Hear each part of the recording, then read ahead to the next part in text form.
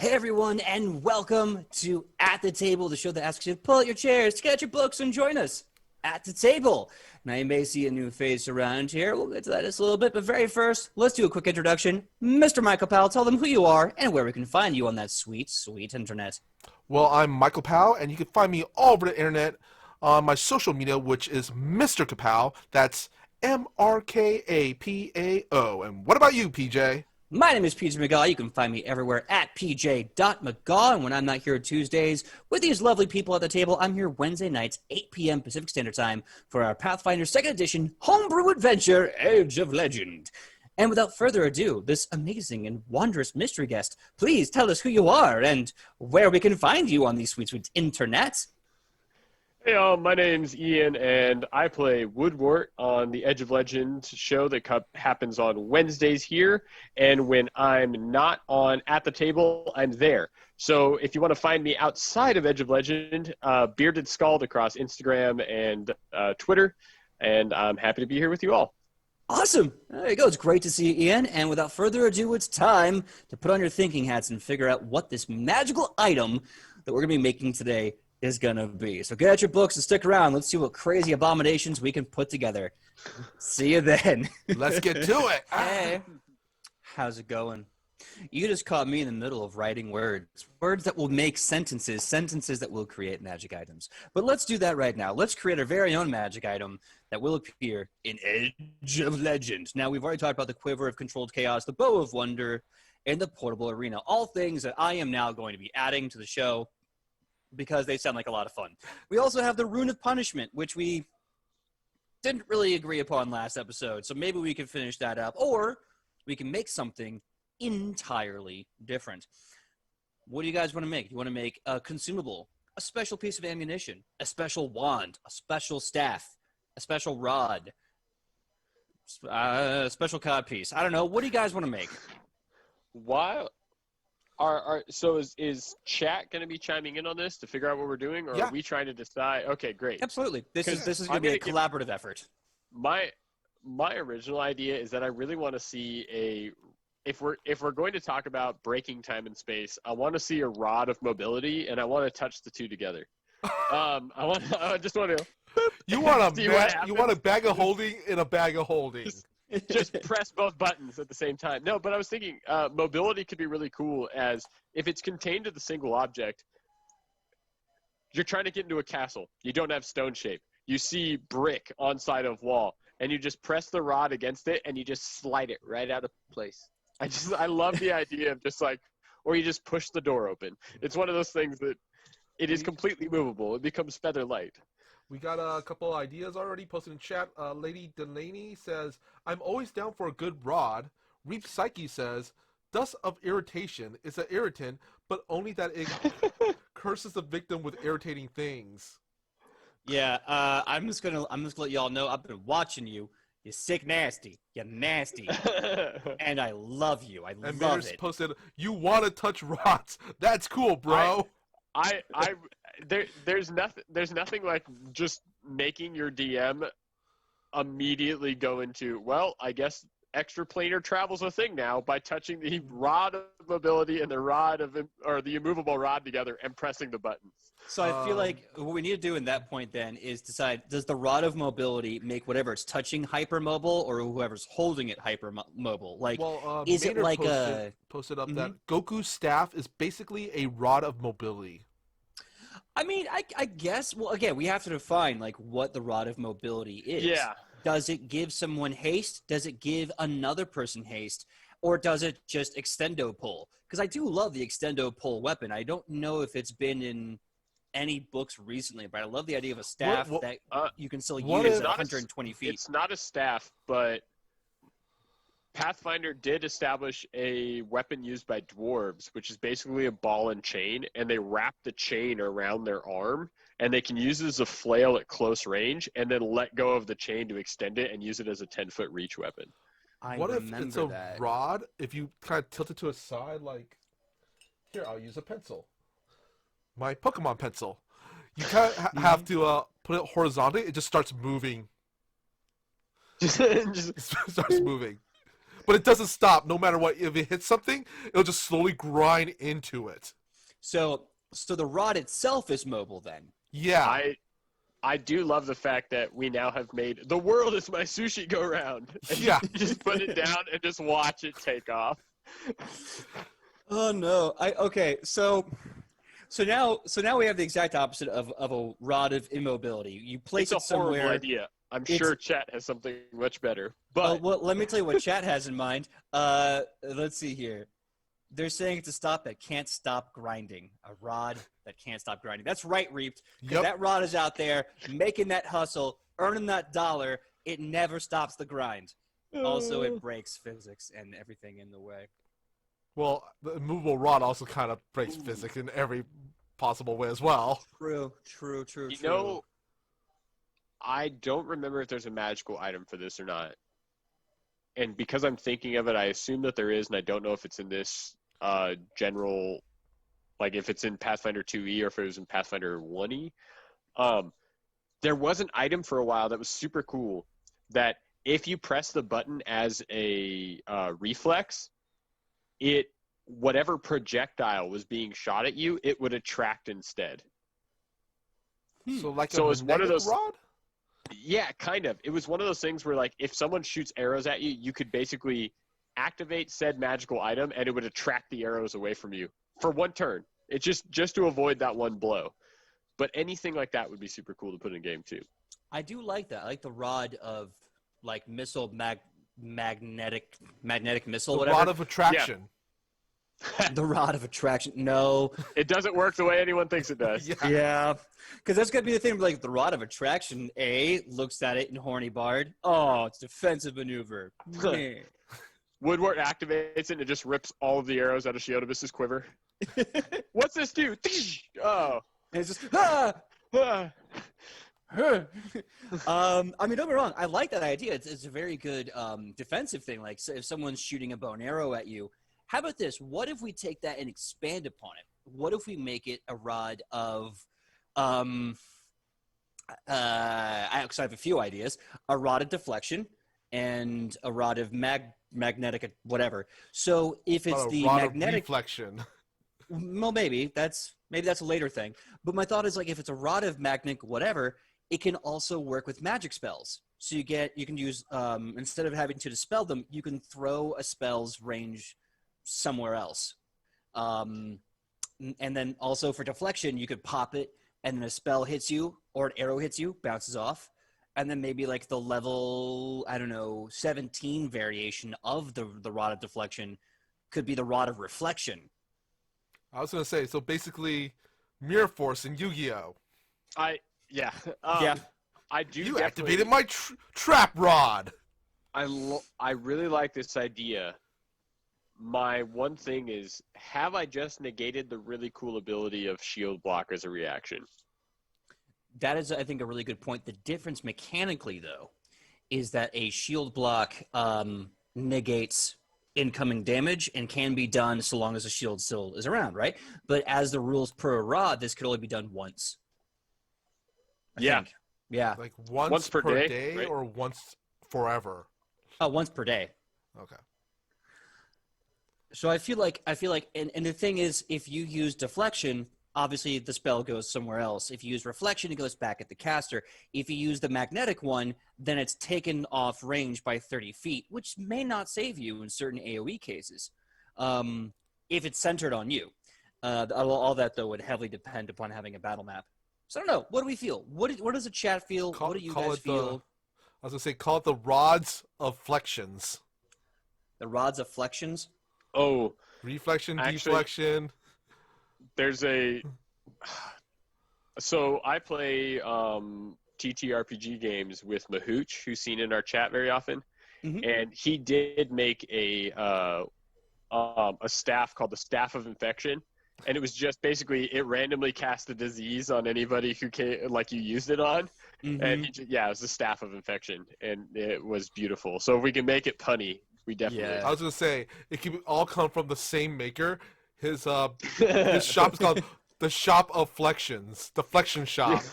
Great. The rod of flexion. Let's see. No, don't Don't go that blue, PJ. I decided I had a terrible thing in my mind. Let's do a rod pun. I think we've settled on what a magical item basically does. It can magnetic something away from you, it can deflect something away from you, or it can reflect a spell or arrow or missile, I should say, away from you. Maynard posted, maybe it lasts the whole turn until the next turn comes back around, so any metallic ammunition launched from either team magnetizes it for the duration of that turn, protects the whole team, or also gives your rangers a heads up. I do like the negative to your own party, only for the fact that it isn't just a end-all be-all to when something fires something at you, you know? Yeah. And it could also be the first rod, if we do this, the first rod only does projectiles. The second one could do magic, but it could break if a spell of so level and higher comes at it. Does that make any sense? So it's like if you bought the secondary rod for and it's a level 6 item, and you use it to stop meteor storm because technically something's coming at you with that, it would just shatter. I got two things really quick right now. That. First thing, Malice posted Rod of Repulsion. It deflects anything aimed at wielder for 1 round.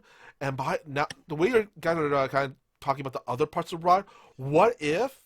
Yeah, these are all separate rods, but what if you get multiple versions, like the other parts of the rod, you actually connect it together and it turns into a staff? So a few things. I've been considering this mechanically.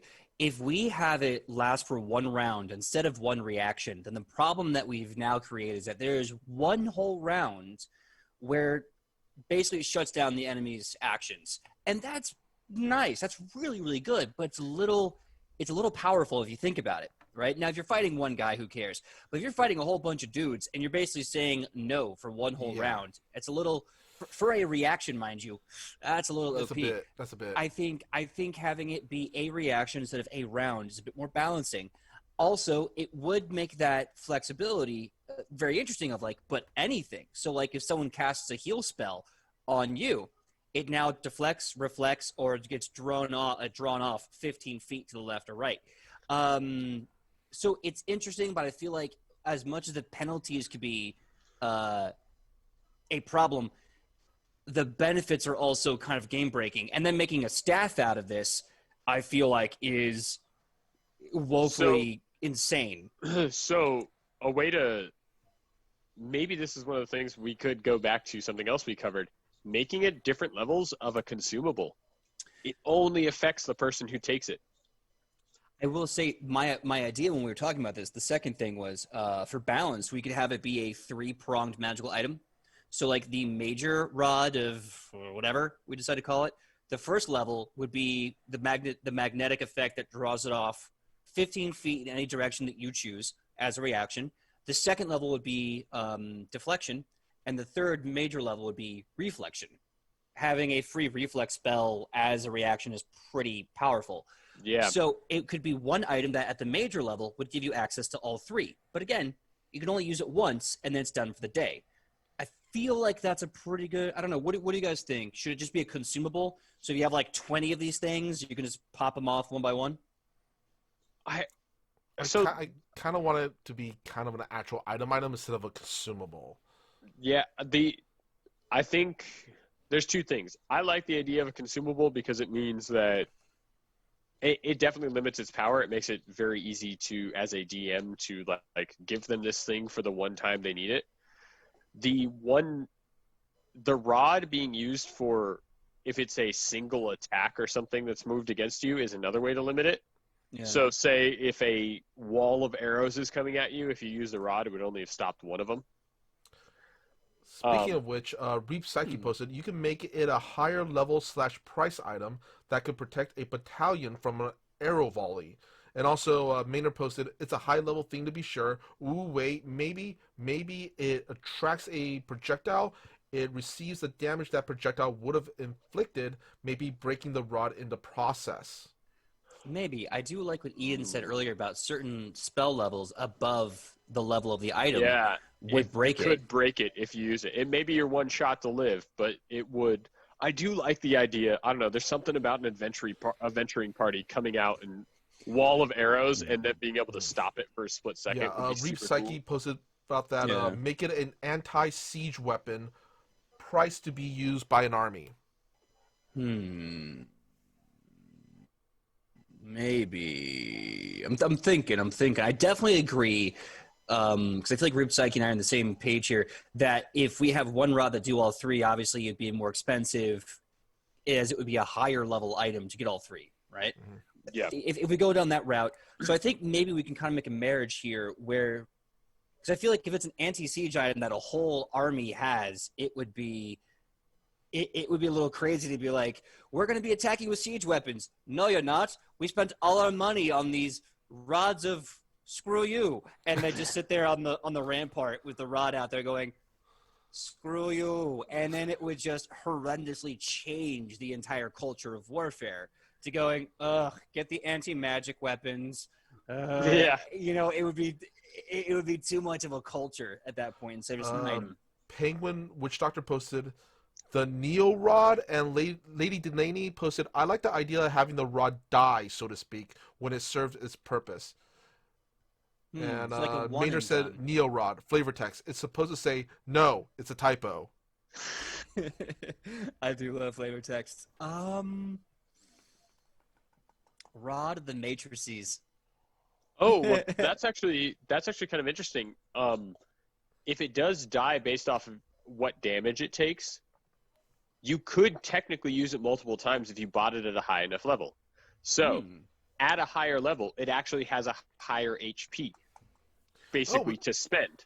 So if you do use it, and there's a bunch of people who shoot like 8 arrows at you, and you have a high level rod and you activate it, it could take damage from all those 8 arrows, and you would be fine. Or it would take 1 level 4 spell and break. We have a new person in chat. I don't think we've seen this person in chat before. Print Paint Plays, and they posted maybe have HP and DR like the old Brocho shielding. We had the same thought at the same time. It is good to see you, Print Paint Play. We definitely had the same thought. I was like, how do we do this? But like the HP increase or the like a hardness rating or something. Well, let me look into something, because there's something that I think we need to consider here. We wanted it to kind of function at first, and we can easily change this, but we wanted this to function like certain spells that already exist, I guess kind of for ease of thinking. But things like deflect and reflect, I don't know. We have to look at the spells as it's written to see if having an HP factor and a hardness and DR factor would affect those spell mechanics. Let me see if I can find reflection. The interesting thing would be is if you did write in the side of, say somebody casts a fireball at you and it can take all the damage, it just reflects whatever damage it was taken, or if it can't take all the damage and some of it gets past the rod, it only reflects what damage it took to break it. I think that's a good idea. I think if we go with the idea that Print Paint Play mentioned, great to see you again, by the way, and maybe even try to factor in the shield cantrip.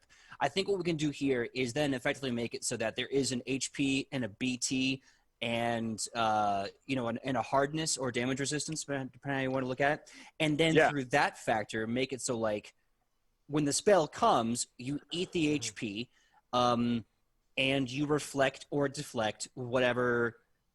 We can either do it so that it reflects and deflects everything until the weapon breaks, which would basically mean this item is good for 1 whole HP pool back at the other person, or make it so that whatever is left of the absorption is reflected back. See, I don't know. I feel if it's a one-time use, I actually, as a player, wouldn't be upset with that, especially if I bought a high-level one.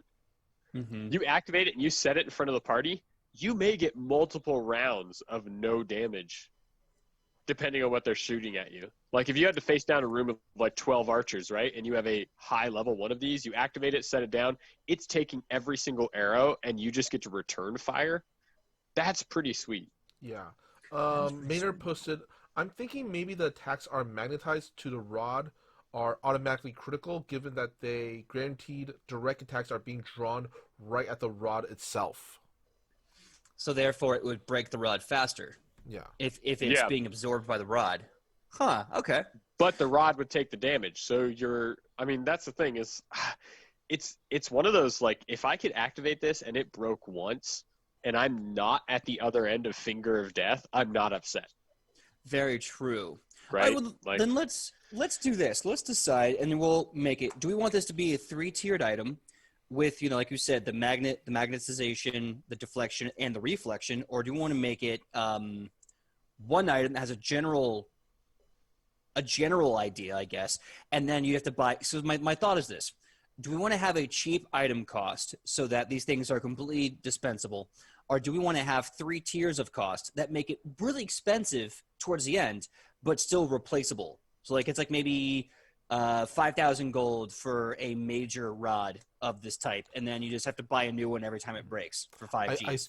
I think the tier thing is a good idea because reflection is going to be obviously a lot more powerful. And it's basically, yeah, F you, not only are you not going to hit me, all your attacks is basically just going back to you. Yeah. Yeah. So what I'm seeing is I'm seeing a lot of agreement. I see Print Paint Play talking about the damage surpassing the HP, Maynard talking about the siege issues, Malice basically agreeing with everyone about the absorption and versus damage, and Lady Delaney's agreeing on the 3-tier vote. So let's go with that. Let's make it so it's gonna be a 3-tiered item. So first tier would be just magnetization. It will deflect an attack 15 feet away, but the damage is still absorbed by the item. Deflection acts as a deflect ability. Damage is still absorbed by the item. And then reflection, with damage still being absorbed by the item, with the threat of breaking it kind of always present. I think the break is kind of an interesting point, too, because there is a there is a factor of, if we can't use this as a reflex, right? This rod can't be activated as a reflex because I don't think any other rod can. Mm-hmm. You would have to set this up at your turn to figure out if something's coming at you. I don't know if we want to have that reflex as part of the rod, or because you could also end up, if you only can activate it on your turn, the arrow's already coming at you. And if they go first, technically it hits you before you can activate said thing. So which is another limiting factor. Like, I don't know if its use is reactionary or if itself is. That's a very good point. I to feel be activated on your turn. Yeah. Now we have to kind of weigh the pros and cons here. If we want this item to be activated only, that means it's gonna be a one action activation cost on their turn to prep in case of attacks. I feel like, as balancing as that would be, because you have to spend a turn to do this, and it gives you this amazing defense bonus, I feel like reaction is more intuitive to a player's needs, especially with how this weapon or how this item works. I kind of want to say, I kind of disagree slightly with you there, because I see this more as, once again, this is like one of those strategic items that, like in the military, a commander or a captain would order, okay, we're about to go in here or do this mission, go into this room, set this up first. So you're saying it would be an activation on your turn and prep for something. Yeah. Okay. Yeah. All right, cool. So yeah, because if it is on your turn, it means that it doesn't just immediately, doesn't take the surprise attack the GM has set up away from them. Yeah. Which I like as a GM, because I feel like there's a lot of items that kind of just poop on a GM's hard efforts, and if your GM has burnout, then you have no game, and a GM would get burned out if every attempt they have to play with you is then shut down. Now it can be great for a player, but it kind of sucks when you're like, okay, that was the 30th time you shut me down. Yeah. Bored. Now this gets a little interesting, but Print Paint Play actually said a rise action like a shield. Yeah. I had a thought. To do that rise action, you still have to have that feat to do that. Okay. Right? Because you have to have, like, my druid has a feat to be able to get that shield up as a reaction. I have to spend a feat on it. So maybe one of the ways to use this thing as a reaction is if you have that feat, but you're not holding a shield, you've spent your feat to be able to use this, you're effectively made your character to be able to use this thing, and that's kind of okay because it's the So same way that you're using a shield. Would it be Yeah. built into the use your raise a shield ability? Yeah, Yeah. so I think what it is Okay. is basically like, hey, this is activated on your turn normally, Mhm. not like any other item, unless you have the raise your shield ability. In the fact that you can now use this as this item as a reaction. I So like wait, that actually. I want, yeah, I do. I want to hear it again. What was that first part? Unless you have the raise of feet The ability. What was that first part? My druid woodwort has the raise a shield ability. It's a feat I have to take Mhm. from all the levels. So basically, this rod functions normally as an activation on your turn, Okay. unless you have the raise shield feat, where you can use it as a reaction instead. Okay, you know what? I love that. I love that. Let's go with that. So this item, when activated on your turn, does these things. Unless you have the raise a shield feat, you can then use this as a reaction. I think that makes perfect sense, and I think it also rewards players for having a certain build. Kind of like how the Murder Knot gives a lot of bonuses for rogues that get Twist the Knife. To the Yeah. point where it's like, why wouldn't you get Twist the Knife? It's such a good feat. And it's a high level thing that keeps your raise shield ability effective at later levels. If you do get one of these things, and there is a dragon that shoots fire at you or whatever, you're not just raising your shield that's going to block 10 damage of a massive attack. You're going to raise this thing that takes the magic out of it, press the button as a reaction to be able to stop whatever's coming at you, which is kind of cool. I mean, I've played enough fighters who don't have that ability. I still have raised shield. What's it going to do at level 20? Now I have this rod that will take the magic out of that guy's hand. Yeah, I also love how it took tabletop role playing games this long to, and maybe this isn't real physics, but to at least allow the fantasy of there's a breath attack coming my way. I'm gonna raise my shield and protect myself from the breath attack. Yeah, It took you. because It took. that large inhale wasn't enough of a guess from the. Lady Alterel posted GM burnout is definitely something to be avoided. Malice says the raise a shield reaction. Lady Alterel then posted, agree the raise shield reaction works well. And then Print Paint Play posted, I meant that you have to raise or prepare the rod on your turn so you can spend the reaction. Okay, Yeah. so either way, we actually hit the same point because you can still prep your turn to use this thing on your own turn. Yeah, Or you can still prep, right? Because it's basically Yeah. just spending a held action. Yeah, you're basically either way. It is. It sounds to me like it is costing. It is a one action cost, no matter how you want to mechanic it. Because raising your shield is a one action cost on your turn as a champion, fighter, or whatever.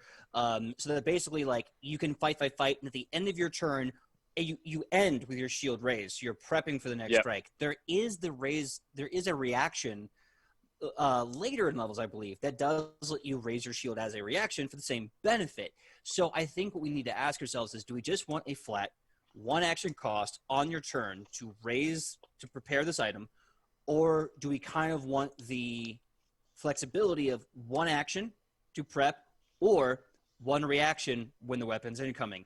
And I feel like it's coming down to that economic choice. I don't know. I don't want to say both because both is always kind of greedy, but one or the other, I guess, maybe. What do we feel? What are we thinking? Like I said, I like the idea of honestly using it like a shield, using it as a raise a shield ability because one, it feeds off of an already established rule, Mm-hmm.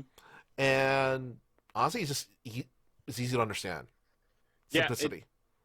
So the thing that I'm talking about isn't actually raising your shield. I specifically pulled out. It's called shield block, and it's a first level feat. Yeah. And that turns into a reaction. And I feel like you should, if you have shield block, you should be able to activate this rod. Mm-hmm. I'm going to be honest. If you have that feat. both. Yeah, I'm going to be honest. I still like both of those ideas. I think, and honestly, what is the reality that a lot of characters who aren't fighters who may be having this rod are going to have the shield block feat? Not a lot. Like wizards, they don't learn it. I don't believe sorcerers. I don't think sorcerers can even use shields. Yeah, I picked it up as a druid because I was looking through the feats. It was on my list, and I realized that in a bind, that's going to help me. Mm-hmm. So And that's pretty much all it's used for. My shield doesn't really. It's just that get you out of trouble button. Mm-hmm. Okay. I do want the activation button to just be the escape key off the keyboard. Yeah. I was going to say, kind of the same reason why I picked up the dueling cape. Yeah. It's you have a feat for it. Like you're gonna you just kind of want to bolster that feat. Oh, luckily, I don't think with dueling cape though you actually have to have the feat. It just says you use one action to do a raise the shield on your turn. Got it. Cool. Which is actually nice because basically it's like you're a musketeer. You wave your cape around your fist and go, okay, poke. All right. So let's see here. Thinking about something. Paint. Oh, right.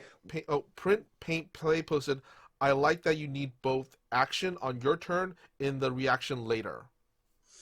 Yeah. Really fast, we need to figure out what and this is going to be kind of determined by item level, what the HP BT is going to be for this, because it sounds like a lot of it is going to be based on hardness, HP, and the broken threshold, the broken point for the item. Let's see, 1 second. I kind of want to say about the same level as a steel tower shield, maybe. We can maybe do that. Let me take a look in the equipment really fast.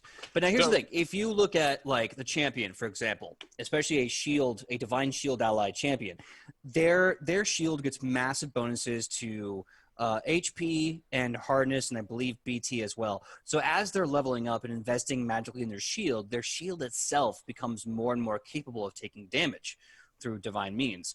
So I feel like if we don't match that, then this is going to be very squishy. Print paint play posted. Maybe if you use just a reaction, consumes more HP. Double maybe. Mouse posted 101. Lady Alterel posted tough choice. What option seems to match actual combat the best? And yeah. I think the thing here is that one of the things is that this activation that I'm talking about with the reaction, you have to take a feat at first level to be able to do it. It doesn't come inherent to the actual item. Yeah. It's just if you have that feat. Yeah. The rest of it works just like what we're talking about in chat. I think the HP thing becomes difficult. We may want to because we're also talking about this dealing with non-magical sources of damage like the arrows. So if we do the original concept, which was if a certain spell level hits this weapon, it will automatically break, which is easy and flat, and you can deal with that all day. That doesn't translate very well into melee damage like incoming arrow and slings. So now we have this problem where we have to balance this whole idea, this mathematical concept of damage across both boundaries, both mundane and magical. So we can either do that, or we can say this only works against spell-like effects and innate spells, whatever. And if it's hit by a spell that's maybe 2 or 3 spell levels above the level of the item just breaks immediately. But then it no longer works for arrows. Do you see the issue? So we have to decide, do we want to do the math for both sources of damage and then figure out how much HP and BT and hardness we're going to have? Or do we want to make it simpler and be like, this only works against magical spells and spell-like effects or innate spells? And if the spell level is this much higher than the item's level, boosh. Thoughts like that. So my thought is I just looked it up because I was curious. Mm-hmm. Why don't we just heighten it just like the shield cantrip?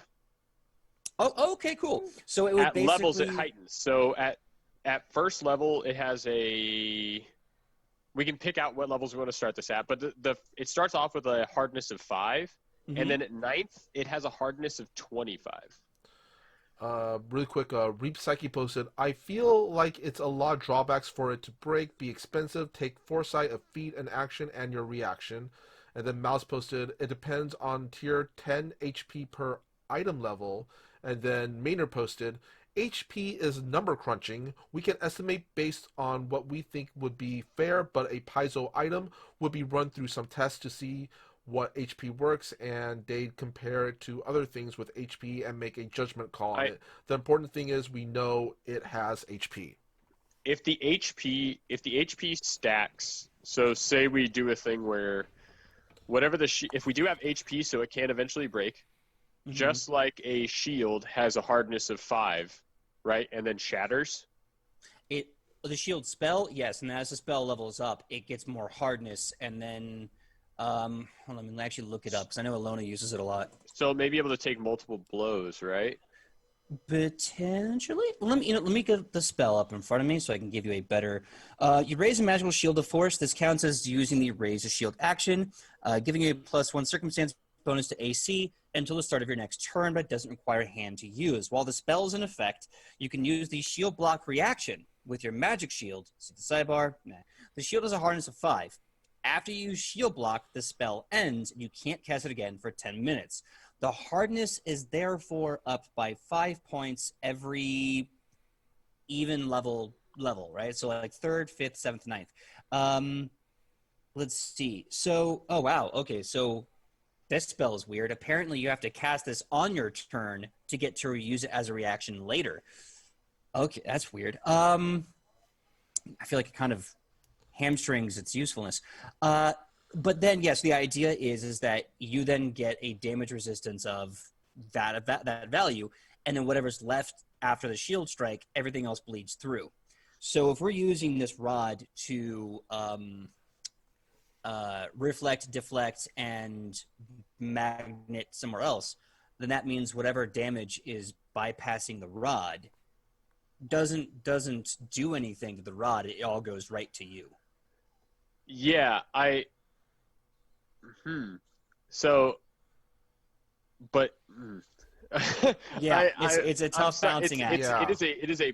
Yeah, I feel like we're putting grams on a scale right now, trying to figure out what is the even amount. Honestly, because I don't think we have enough time to go through the nitty gritty that we need to go into. Let me just table all this and say this. I feel like this may be a better use of our efforts. We make 2 rods. They function the exact same, however, one is for magical items, one is for mundane items.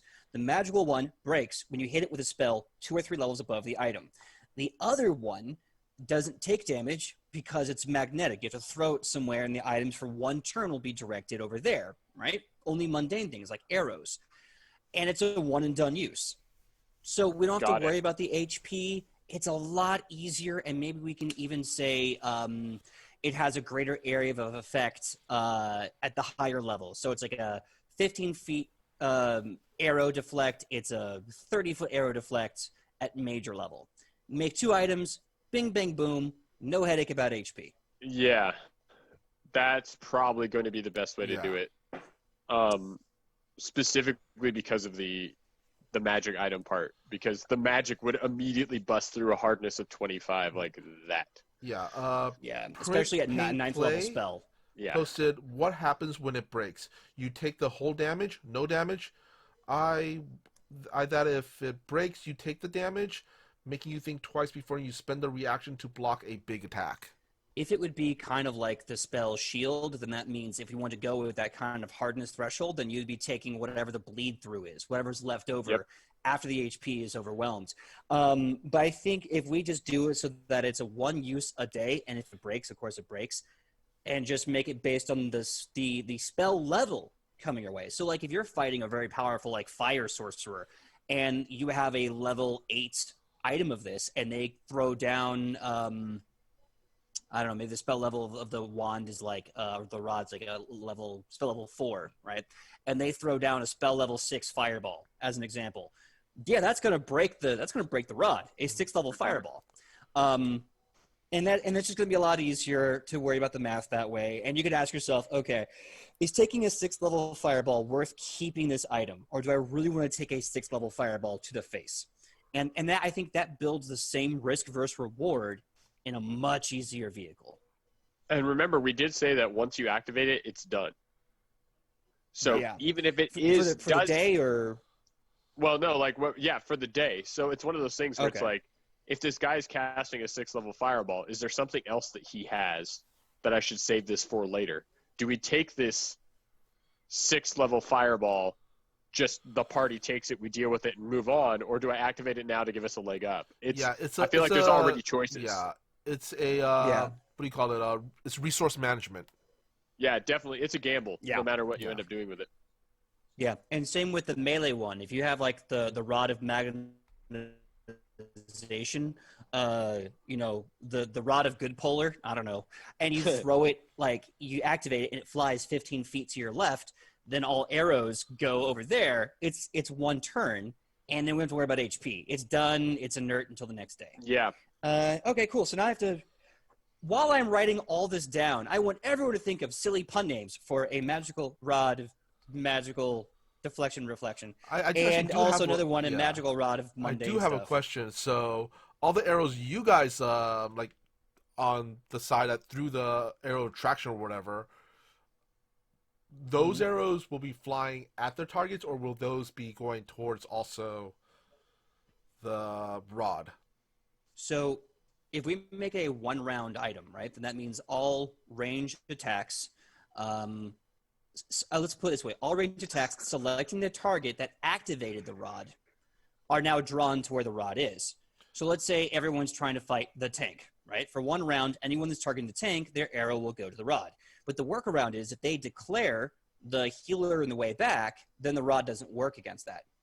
Or is that kind of too limiting? Does that kind of make the whole thing ugly and kind of... I kind of want to say, honestly, because I like the idea of, you know what, it'll make more sense where all arrows, like on either side, will just be attracted to it.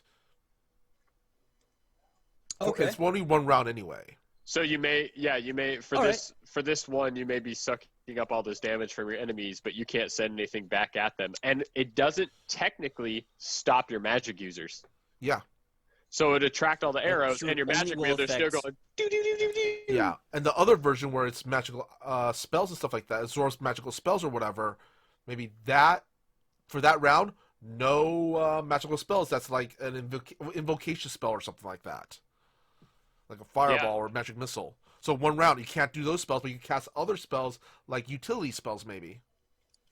Fascinating enough, the way that we've set this up is it doesn't work versus area of effect spells, because area of effect spells technically don't have a target. You pick the space. About the magical one, or the magical one. And so the magical one, the interesting part about this, and this is something else to crunch, is the fact that if you're doing like a magic missile, clearly that'll stop magic missile. A lance of any sort, that'll do it. Flame strike, that'll work. But if you're doing an area of effect spell, fireball out there, fireball, it technically doesn't have a target. Okay, you so target the floor, which is fascinating. So it wouldn't work on area of attack spells or area of effect spells. Okay, my original thought. Sure, my original thought was we could do that by being part of the targeted group. But if we want to, we can specify in the language it will only attack. It will only deflect, and then by later extension reflect spells that target only you for their thing. So if it's an AoE spell, you can't deflect or reflect it, which really does make some of the dicey stuff like, okay, well, AoE spells kind of negates this thing, but Finger of Death is still useful. It's still useful to deflect Finger of Death. Right now we got a Paint Plague calling it the Rod of No. Maynard calls it the Rod of Irresistibility. Malice going with the Rod of Nope. Let's see. Yeah, those are choices right now. I want to throw in, honestly, to me it sounds like the Rod of Absorption. Well, that's just it, because it's not absorbing it. It's literally doing the other stuff. Maybe the Rod of Inhalation? Well, it's not inhaling it either. Did somebody? Yeah, Maynard said the Rod of Irresistibility. Yeah. I was gonna say that, like for the one that absorbs arrows, or the one that magnetizes arrows, it could be like the Irresistible Rod. Oh. Let's see. Okay, there's some stuff that I'm not gonna say out loud that's being posted in chat right now. Let's see. Because I know it's just bad. Yeah. Well, I was gonna say, and the sad thing is, Reap Psyche actually has a very good tactic for the melee rod. if you throw the melee rod at the dragon, you now have no chance of missing as the archers are shooting arrows at a magnetized rod in the dragon's neck. Just like, okay, perforate its throat. I don't even gotta try. Thwack. Ooh. Honestly, just keep throwing, alchemist fires in it. I really like Lady Delaney's the rod of reeling, as in a rod and reel fishing. They put it's the Irish ballad side talking, but I really like the rod of reeling, and the fact that it reels in whatever's aimed at it. So should that be for the archery one that magnetizes them? I don't know. I feel like both the Rod of Irresistibility and the other one is pretty funny, because both of those I feel are good. It depends on what kind of joke you want to put, and they would work for either description so far. Yeah. And anybody else who's commenting on my finger guns, it is much to my fiance's dismay that I constantly use finger guns. Finger guns is my immediate reaction to everything. It is what I definitely want. It is what my character would do if I activated this rod. They shoot arrows at me, activate the rod, look back at them, and go pew pew pew pew pew, and just watch them all fail miserably as their arrows fall short. It'll be amazing. Yeah, I love sending emojis to people with finger guns. You just put two arrows, like two fingers pointing this way, and one dude with sunglasses on, and you're like, hey. Nice.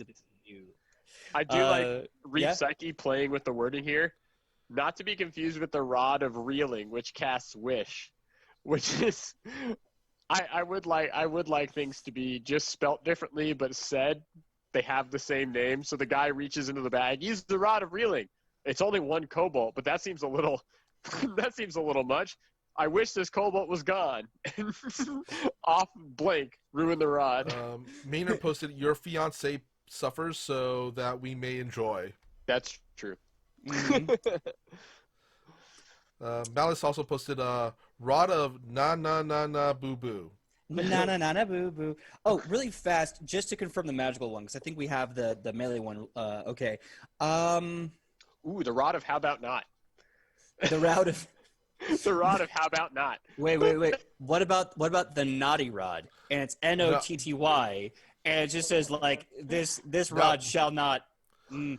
Oh, does anybody remember a show called Mad TV? Yeah. Call it the Rod of, you know what?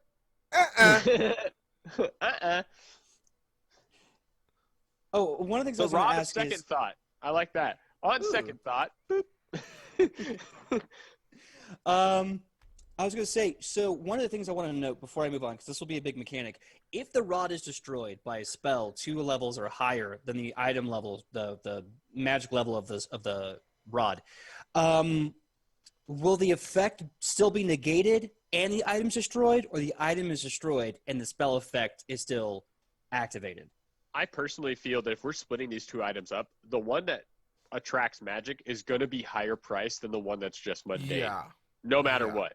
Yeah. So if you don't take any of the damage after the spell, but it shatters, the amount of money you'd have to put behind it is already one of those things you're going to want to weigh.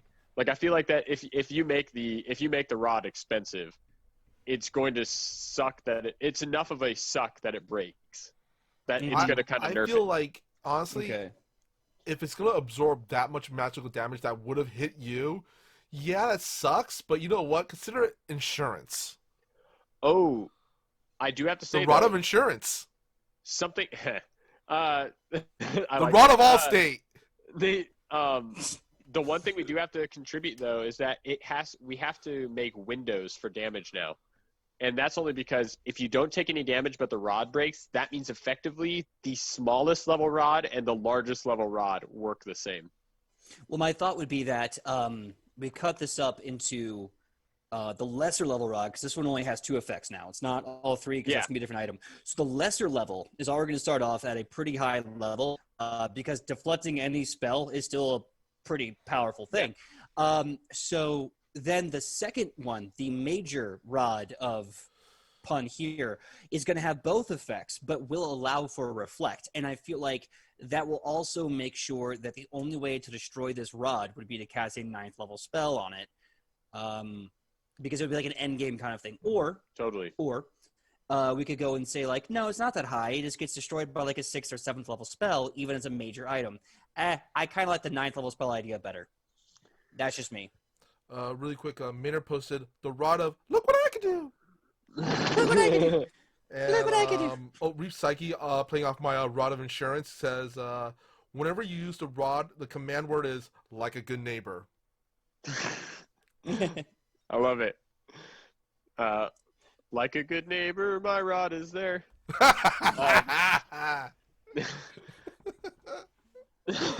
So, I guess if you get a high enough level 1, it doesn't break if the spell is underneath its own level. But if it's at its level, it does shatter. Well, I was thinking... But you can only do it once per day anyway, so... Yeah. Well, that's what I was thinking. I don't think it should be same level. I think it should be 2 levels or more. So if we're doing the major variant, then I believe that should be a 7th level casting thing. So that at that point, it has to be a 9th level spell that completely destroys this major version of this spell. Got this it. rod. Okay, I'm following you. I got you now. And then all we do is make it so that the item level, like let's say the item level for the major ones would be 15th level, right? Yeah. So that you'd be a 7th level caster already, and it kind of explains how something so powerful could be used. And if you're fighting a boss at 15th, 16th level who's throwing 9 level spells, makes sense. But it also makes you have to weigh your options. Whereas the first one, There's such a cool anime moment, though. Like, walking into the middle of the town, a meteor storm is coming down towards this town, and you just pull this rod out of your back pocket and go, blink. Dude, at that point, I said, it's like, basically Yu-Gi-Oh! Yeah. You activated my trap card. Oh, my God. Okay, so Maynard for the win just had a great name for it. The Rod of Dangerous Field. Yeah, that's playing off of Mouse's post. The Rod Need Danger Field. I get no respect. Right. Yeah, no respect. Malice, I got no respect to tell you. Both you guys, Malice and Maynard. That is such a good pun. I feel like we could use that, like the rod of dangerous fields. I don't know how to make that pun work, but I love it. Yeah, no, Malice definitely out of the field, out of the gate, really good. The rod need danger field. Oh, the rod of needy dangerous fields. But then we have to make danger. But then we have to make it so that AOE's will also affect the weapon and not just be a single target spell, which I'm honestly down for. I think having this rod be a 4th level item and then someone throws a 6th level fireball on it is a good one-time lifesaver. As opposed, because you're not going to get single target spells that are going to really mess you up until endgame anyway. So it makes sense, I feel like, that AoEs are applicable. Yeah. I mean, should we, are we going to do the whole thing here live right now, or we'll take care of it off table? Because we are getting down to that time. Oh, I know Michael definitely wants to get out of here. So let's do this. Let me finish making the rod, the magical rod. We will handle the melee rod, of course, away from the table. But until then, thank you so much, chat. We have made 2 amazing magical items. We've even prepped 3 others, and we still have a rune to make up. It's been an amazing day. Without further ado, we must say our goodbye to you. Mr. Michael Powell, tell them who you are and where they can find you on that sweet, sweet internet. Well, I'm Michael Powell. You can find me with my social medias, which are Mr. Kapow. That's MRKAPAO, or on my Facebook page, which is facebook.com/Michael Powell Does Stuff, because I do a lot of stuff, like my YouTube channel, which is called Fantastic Tales of Adventure. And on, I believe, Thursdays, I will be on the, the Toyzilla Network channel here on Twitch at 6 p.m. for Toyzilla Live, where we talk about toy news and nostalgia. And yeah, where can we find you, PJ? Well, my name is PJ McGaw. You can find me everywhere at pj.mcgaw when I'm not here at the table with Mr. Michael Powell. And today, Ian Ian Votter. I am also here Wednesday nights for Edge of Legends. Wednesday, 8 p.m. Pacific Standard Time. We are knee-deep in the Green War. They just found the idiot paladin Tobias Raphael, so I'm sure you're going to hear all about it in the amazing recaps that our wonderful production team puts together. CCRIT, or Secret, is currently on a small hiatus. We'll probably hear back from them later down the road. And I think that's really it for now. That being said, Ian, tell us who you are and where we can find you on that sweet, sweet internet. My name is Ian, and you can find me on Instagram and Twitter at The Bearded Scald. I don't do anything outside of TTRPG stuff, outside of Edge of Legend and this show when I'm invited on as a guest. But I'm looking at the stuff off screen, like everybody can see me, about to Vanna White this product that I do, however, am a co-owner of a business called Witch and Heathen. We make candles and other goods for anyone who likes a candle in their house or follows any of the pagan paths. Check us out at witchandheathen.com and make sure that you grab something if anything catches your fancy. Mm-hmm. Yeah.